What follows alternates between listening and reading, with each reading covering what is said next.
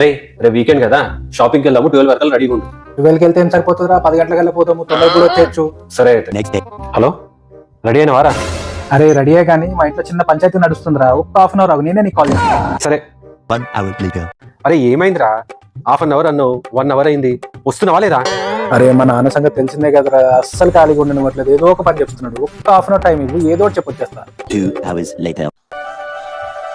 అమ్మా 2 అయిందా? వీడితో ఇలా కాదు కానీ ఇంటికి వెళ్ళి చూద్దాం. చెప్తావు దీని సంగతి. హలో, రెడీ అయ్యావా? ఎక్కడికి? ఎక్కడికంటావేంట్రా?